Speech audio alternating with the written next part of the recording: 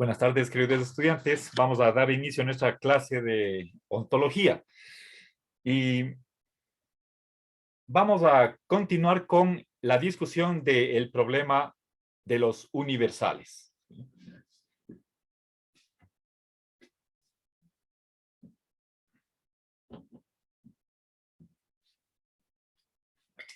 Bien, voy a exponer un argumento a favor de los universales. En la clase anterior vimos un argumento en contra del realismo y vimos otra argumentación en contra del nominalismo. Entonces ahora vamos a continuar con esa discusión y para terminar, estamos en la sección 2.5, me falta ver el argumento principal a favor de la existencia de los universales.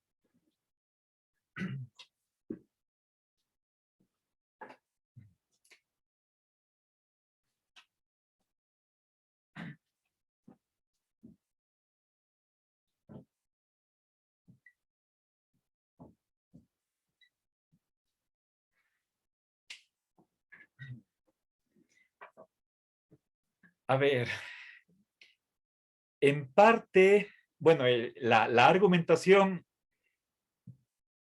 se la puede dividir en dos partes. La primera de ellas indica que no hay manera de parafrasear oraciones en las que aparecen términos que aparentemente están denotando universales. Pero este argumento, ya voy a explicar enseguida, más bien lo tomo en el sentido de que es una razón en contra del nominalismo. O si quieren ustedes, en el fondo, si nosotros comparamos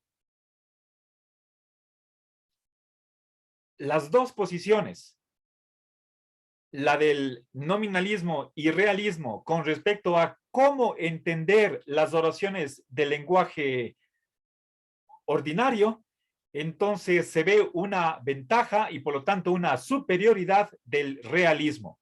¿Sí? En el fondo, vamos a partir de un mismo hecho y poner lado a lado qué es lo que opina cada una de estas dos corrientes. Bueno, entonces puede ser que si es que el realismo tiene algún punto a favor, eso resulta de algún inconveniente que tiene el nominalismo. Bueno, veamos, partamos de una oración en la que a primera vista parece que se está refiriendo a un universal, como podría ser, voy a tomar el ejemplo que está en el texto, solamente que voy a cambiar un nombre.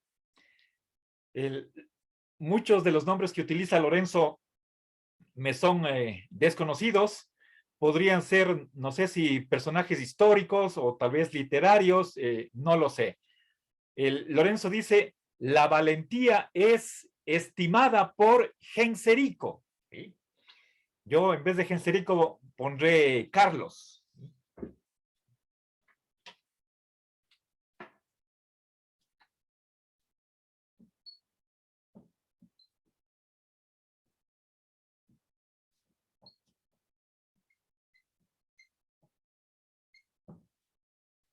¿Ya?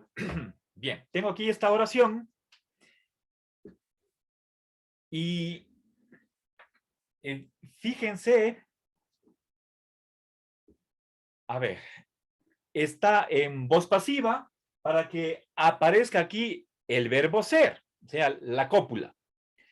Si nosotros convertimos esta misma oración a voz activa, entonces este complemento agente se convierte en sujeto de la oración y el sujeto de la voz pasiva pasa a ser el objeto directo. ¿Sí? Carlos estima la valentía. ¿Sí? Bien.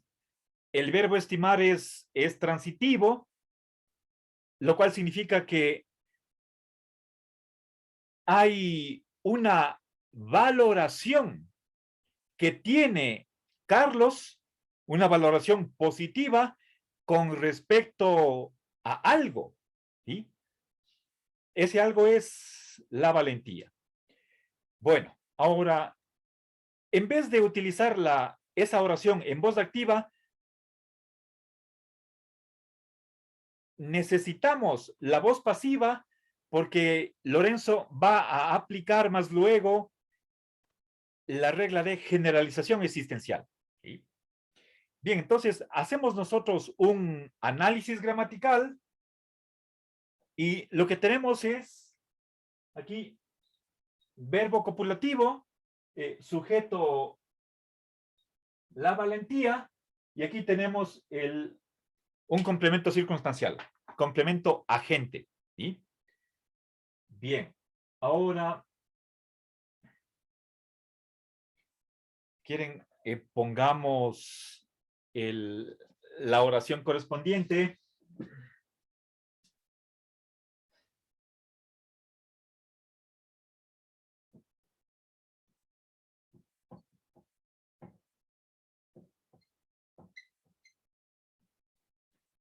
¿Sí?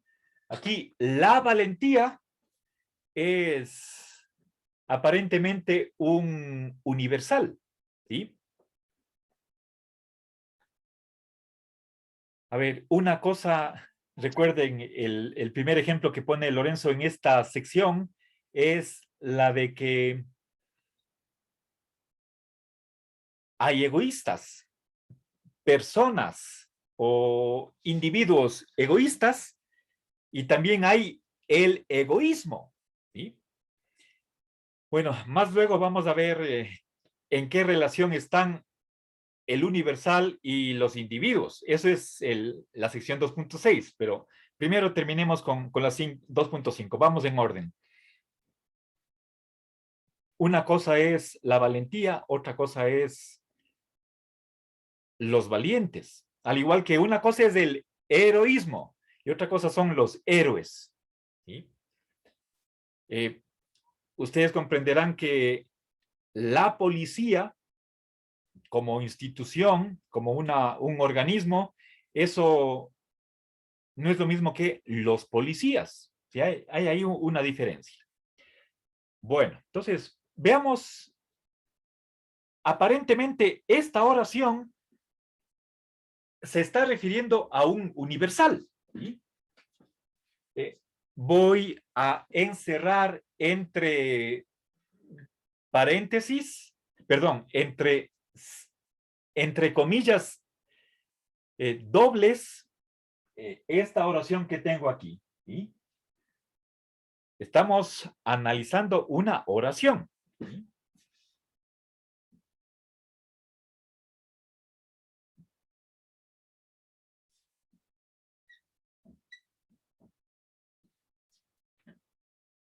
A ver, voy a poner universal entre signos de interrogación. Esta es la S de sujeto.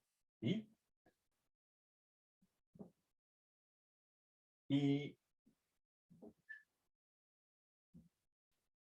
bien, eso es lo que queremos averiguar. ¿Existen o no los universales? A partir de que normalmente hablamos como en esta oración. Bien, ahora, ¿qué es lo que diría el nominalista? No hay universales, lo único que hay es individuos. Entonces, desde ese punto de vista, tendríamos que nosotros entender esta oración de otra manera, para que se esté refiriendo más bien a los valientes, no a la valentía, sino a los individuos valientes. Entonces, voy a poner acá para cómo reinterpreta, cómo parafrasea un nominalista una oración de este tipo.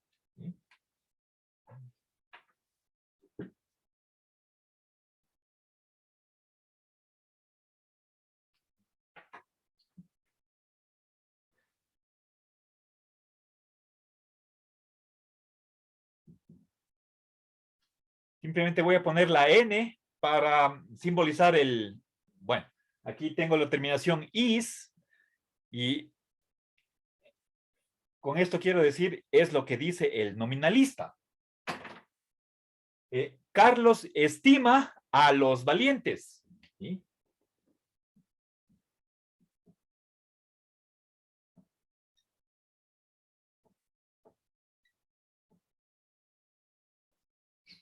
A ver, aquí voy a escribir la palabra completa para que quede bastante claro y no nos confundamos.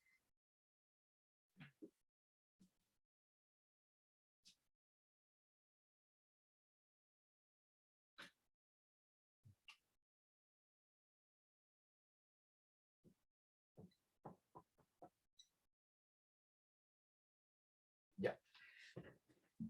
Bien, entonces, fíjense este cambio que hace el nominalista. Inicialmente, la oración se está refiriendo a la valentía. ¿Sí? En cambio, puesto que para un nominalista no existe un universal, entonces cuando en el lenguaje aparece una expresión que supuestamente estaría denotando un universal, en el fondo esa oración quiere decir otra cosa, puesto que lo único que existen son los individuos, entonces esta oración tiene que entenderse como que se está refiriendo a individuos particulares. Entonces, puesto que no hay la valentía, lo que estima Carlos son a los valientes. ¿Sí? Bien, esta es la paráfrasis que propone el nominalista. Ahora, Lorenzo plantea por lo menos dos dificultades en contra de esta paráfrasis. O si quieren ustedes, es una interpretación de una oración del lenguaje ordinario. ¿Sí? No perdamos de vista que eh, estamos analizando una oración. Es por eso estoy poniendo aquí comillas, ¿sí? Y también acá comillas. Bien, entonces, revisemos las dos objeciones de Lorenzo con respecto a esta paráfrasis. ¿Sí? Lorenzo es realista. A ver, hay dos inconvenientes. En primer lugar, cuando el nominalista habla de los valientes, eso puede ser o todos los valientes o algunos valientes. ¿Sí? Es decir, podemos entender nosotros esto como una cuantificación universal o como una cuantificación existencial. Dos modos de leer esta paráfrasis del nominalista. Ahora, Lorenzo cree que Carlos puede ser que estime la valentía, aunque no estime a todos los valientes. ¿Sí?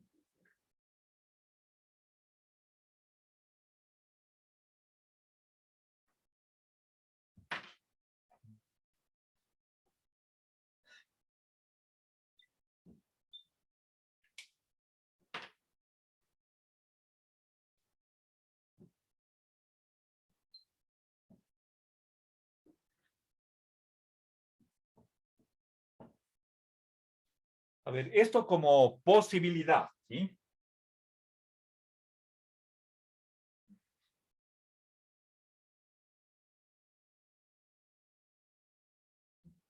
Carlos estima la valentía,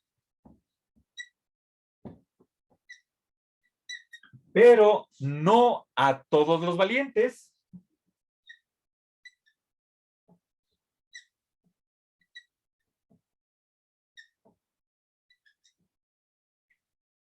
Bien, entonces, ahí tenemos nosotros una, un escenario que muestra la diferencia entre valentía y valientes.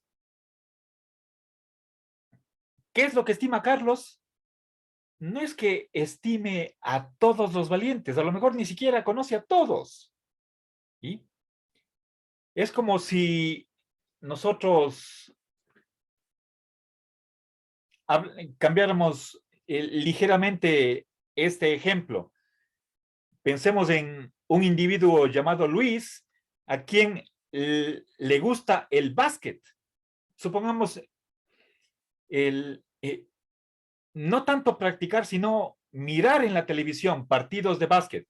Podríamos poner nosotros partidos de tenis, da igual, cualquier otro deporte. Que a alguien le guste el básquet no significa que a esa persona le gustan los basquetbolistas. ¿Sí? Entonces, puede ser que estime a algunos valientes, pero no a todos. ¿Sí? Entonces, primera cosa, les decía que esto de los valientes podemos entenderlo como referido a todos los valientes o como a algunos. Aquí me estoy refiriendo a algunos, ¿sí? Carlos efectivamente tiene una valoración positiva de la valentía como un universal y sin embargo eso no implica que estime a todos los valientes. Una persona tiene varios rasgos de su carácter, de su personalidad. Una de ellas, uno de esos rasgos es la valentía, pero puede ser que los valientes tengan otros rasgos que sean odiados por Carlos. ¿Sí? Algún valiente puede ser orgulloso, puede ser cruel. Y entonces, el hecho de que los valientes, además de tener la propiedad de valentía, tengan otras propiedades, unas serán estimadas por Carlos, otras no. Entonces, no es lo mismo. ¿Sí? Estimar la valentía que estimar a los valientes. Segunda razón para que tiene Lorenzo para oponerse a esta paráfrasis es que por más que Carlos estime a algunos valientes, de ahí no se sigue, lógicamente, que estime la valentía. Es como hacer una inducción, porque yo vea unos pocos casos de un tipo de entidad que tienen una propiedad, de ahí no puedo apresuradamente generalizar y decir todos los individuos de ese tipo tienen esa propiedad. Eso no hay cómo. Deductivamente no hay cómo. Entonces, ahora estamos en la interpretación de los valientes como una cuantificación existencial. ¿Sí? Carlos estima a algún valiente,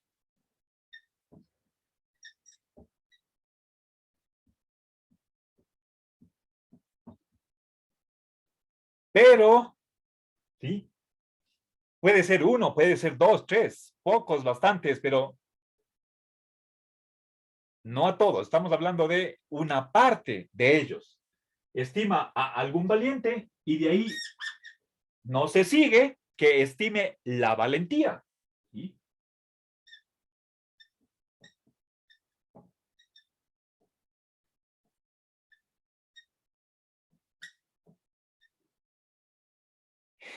Bien. Entonces, no hay cómo pasar de que algún X es F a todo X es F. ¿Sí? Bien, eso no nos permite la lógica cuantificacional. Pasar de la I a la A o de la O a la E. De una oración particular afirmativa, no puedo saltar a la universal afirmativa. Eso es una falacia. Inductivamente podríamos hacer, pero el problema de la inducción es que por más que las premisas sean verdaderas, no tenemos garantía lógica de que también la conclusión lo sea. En cambio, una deducción sí. De premisas verdaderas tenemos no solamente conclusiones verdaderas, sino necesariamente verdaderas. Eso está faltando acá. ¿Sí? Perdón, lo que quería decir es que no se sigue. ¿Sí? Puede ser que Carlos estime, tenga buena opinión de algunos valientes, ¿sí? Pero tal vez a lo mejor no es precisamente por la valentía, sino por otra cosa. ¿Sí? O podría ser porque es guapo, porque pertenece a una determinada clase social, porque es laborioso, porque es compasivo, pero no porque sea valiente. No, no, de ahí no, por más que estime a algunos valientes, de ahí no podemos concluir, entonces estima la valentía en sí. Eso es otra cosa. ¿Sí? Entonces, no se sigue que a partir de algún valiente pasemos a la valentía en sí. Bueno, a partir de estos dos contraejemplos, Lorenzo culmina que no hay cómo hacer esta paráfrasis, ¿sí? La paráfrasis fracasa, ¿sí? Mm,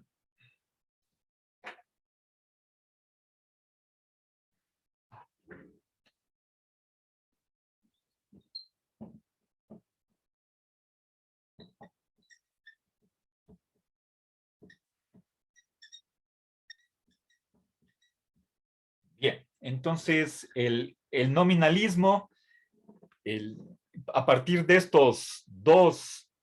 a partir de estas dos razones, queda mal, ¿sí? Ahora, la segunda parte del argumento consiste en demostrar que efectivamente la valentía existe. Y eso se hace a través de la regla de generalización existencial. Es decir, hasta aquí hemos, a ver, verán, hemos dado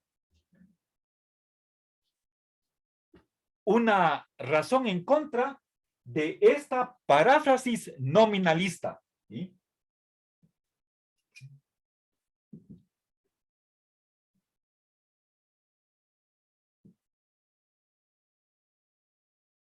A ver, esto es lo que veíamos en la sección, una de las secciones anteriores, a ver, en la sección 2.2, el reduccionismo programático. ¿Sí? Entonces, la paráfrasis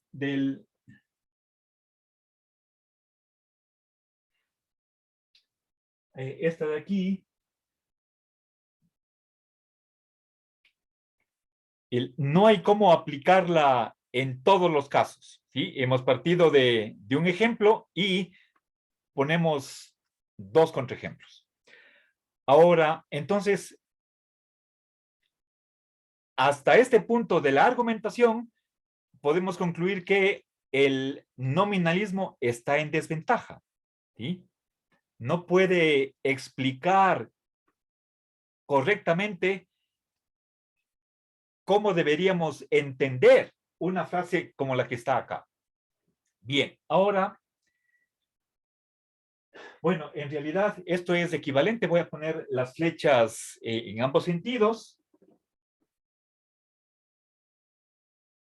Ahora, veamos, para terminar esta argumentación, una razón directa, positiva, a favor del realismo. Partamos nuevamente de esta oración, ¿sí? La valentía es estimada por Carlos. Ahora, por generalización existencial, veamos qué conclusión podemos sacar de ahí.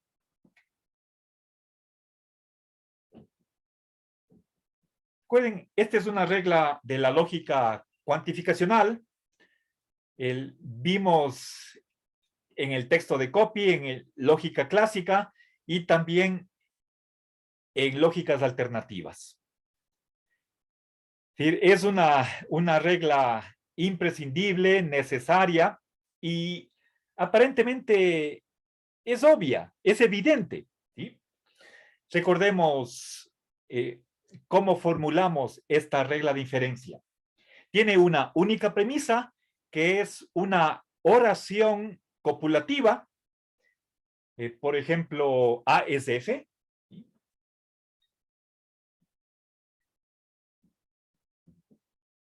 ¿Ya? El objeto A tiene la propiedad F.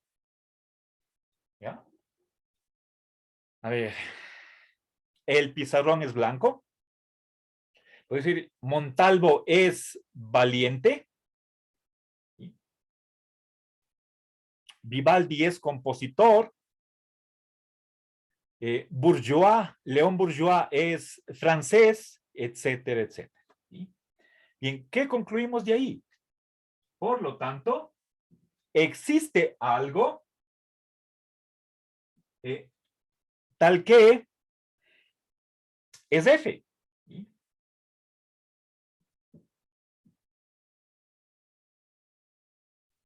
¿Ya? Bien.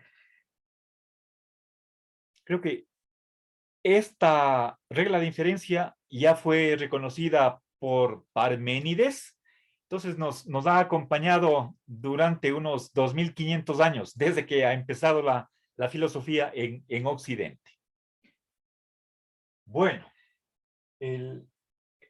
con otras palabras, recuerden, detrás de esta regla de inferencia, que es muy poderosa, muy fecunda en consecuencias, está esa idea de que una oración atributiva, ¿sí? Cuando estoy predicando una propiedad de un sujeto, lógicamente esa predicación está requiriendo la existencia del sujeto. Es como, recuerden la almohadilla de alfileres, la propiedad es un alfiler y esta atribución es que esa propiedad está inhiriendo, está adherida a algo. Por lo tanto, ese algo tiene que existir, tiene que ser real, existente. ¿Sí? Esa es la regla de generalización existencial. Apliquemos a esta oración. Si la valentía es estimada por Carlos, aquí tengo yo un predicado. ¿Sí? Eh, la, la propiedad de ser estimado por Carlos. Eso es algo. ¿Sí? Carlos tiene esa actitud de mirar con buenos ojos la valentía. Y entonces, esta propiedad está siendo predicada de la valentía, pero por la generalización existencial, concluiríamos, existe algo, ¿sí?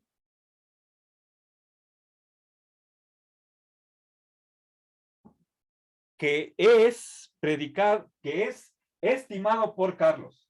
¿Sí?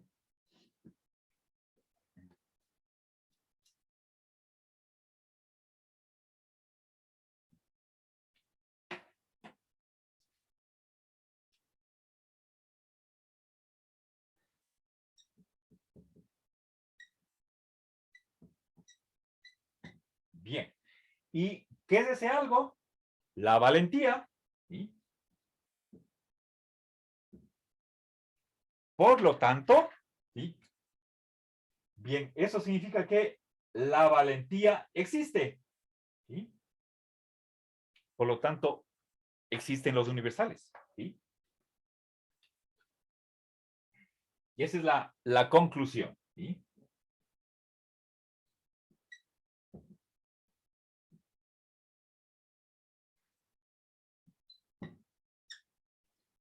Bien.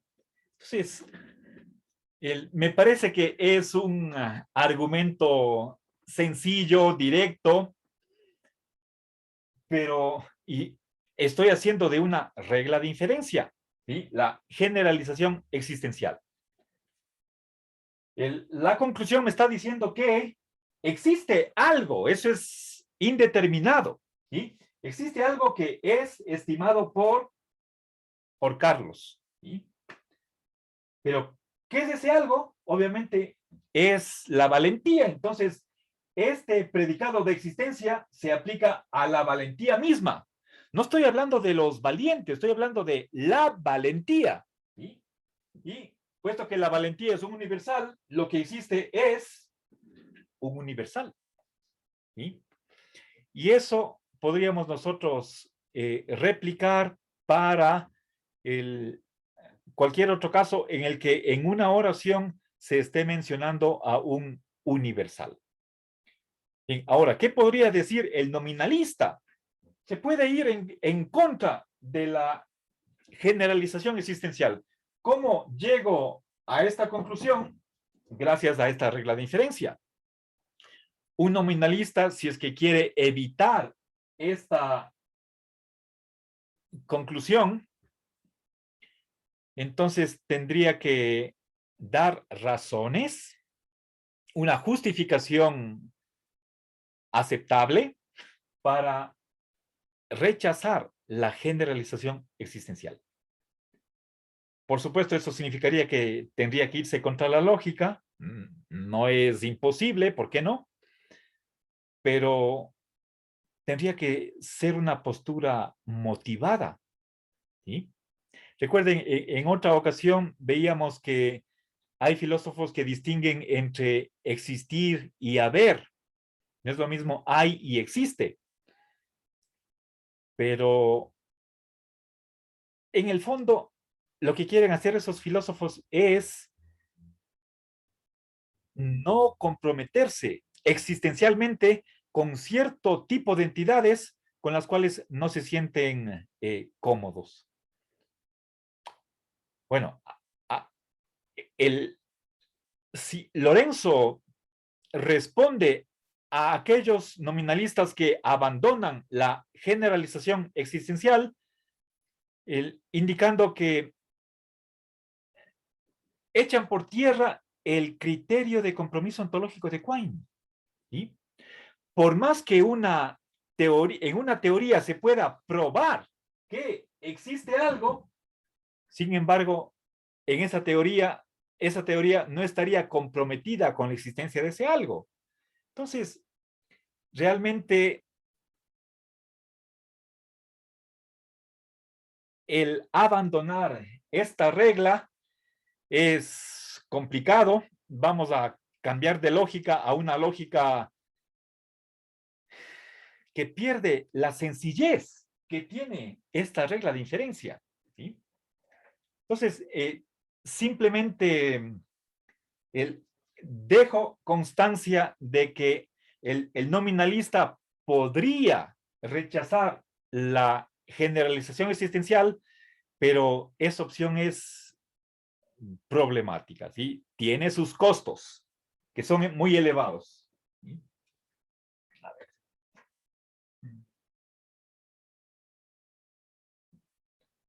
Entonces, nominalismo, abandona la generalización existencial, ¿sí?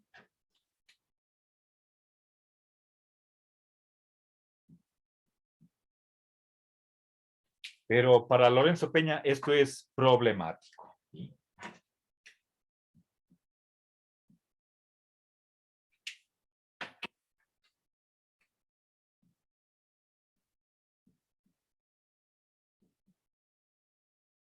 Bien.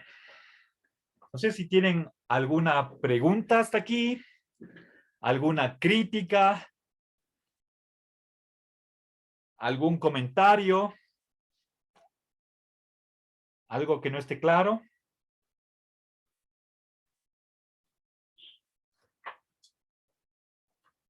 ¿No? Bueno, entonces voy a terminar aquí el video.